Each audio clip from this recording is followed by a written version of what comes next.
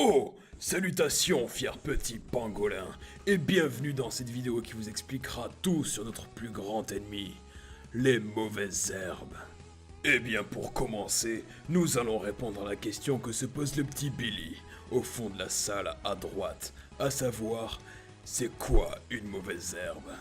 Pour tout dire, Billy, ce sont des parasites, les pires de la galaxie. Pire que ça, des plantes qui sont envahissantes, poussent partout et provoquent des dégâts sur nos trottoirs et les murs des bâtiments, ainsi que des allergies ou qui sont toxiques pour nous. Il y a les plus faibles, les annuels, sans racines, et les pires, les pluriannuels, avec racines.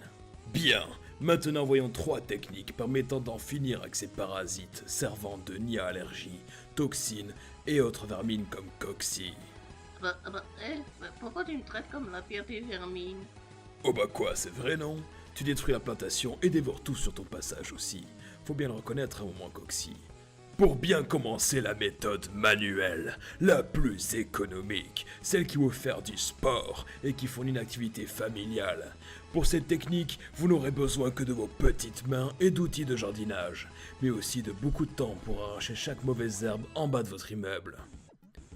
Ouais, si vous n'êtes pas patient, ce n'est pas vraiment la meilleure méthode, hein. Mais c'est la moins chère et la plus écologique. Puis ça vous fera du sport pour les plus gros d'entre vous. Oui, je parle de toi, Billy. Et ce qui est bon pour la planète, l'est pour nous aussi. Ensuite, la méthode chimique. Bien, je sais qu'il y en a déjà parmi vous qui veulent se la jouer Breaking Bad. Mais je vous arrête, pas question de jouer les apprentis sorciers avec un produit chimique dangereux. Désolé les petits loups, mais on fait ça sur la surveillance permanente d'un adulte, et parfois, on le laisse même faire. Les désherbants chimiques s'attaquent soit à la surface de la plante, ce sont ceux dits de contact, soit ils la détruisent de l'intérieur, eux sont les systémiques. On a aussi ceux qui restent dans le sol pendant plusieurs mois pour détruire les graines. Pour utiliser ces désherbants, on utilise un pulvérisateur, et uniquement quand il y a peu de vent et par beau temps, car sinon les produits chimiques du désherbant vont contaminer les alentours et pire, se répandre dans l'eau, ce qui est extrêmement dangereux et polluant. Donc un conseil, laissez faire ceux qui n'ont pas la tremblote et qui savent viser, ça sera mieux. Et pour finir, la méthode thermique. Thermique, ça veut quoi exactement? La chaleur, le feu, les cendres, les lance-flammes!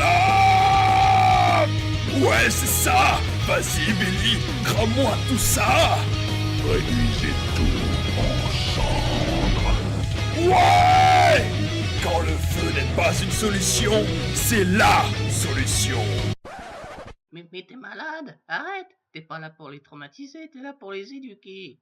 C'est vrai, faut que j'arrête de m'emporter. Tu me passes mes pilules, Coxy? Tiens, Merci.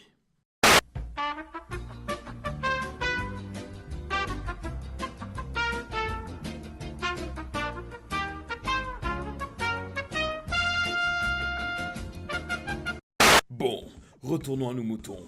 La méthode thermique consiste à utiliser un brûleur, qui coûte cher, il faut le dire, pour brûler les plantes directement, soit pour les tuer avec la chaleur des flammes, sans que ces dernières n'entrent en contact avec. Bon, c'est la méthode qui a l'air la plus classe, c'est vrai, mais les brûleurs coûtent cher, ils consomment du carburant non renouvelable, et en soi, la plante repousse peu de temps après. Donc ce n'est pas trop utile sur le long terme, et en plus, vous pouvez vous brûler méchamment. Même si ça reste sympa à regarder. En conclusion, mes petits soldats, je vous le dis, choisissez la méthode qui vous semble la plus abordable.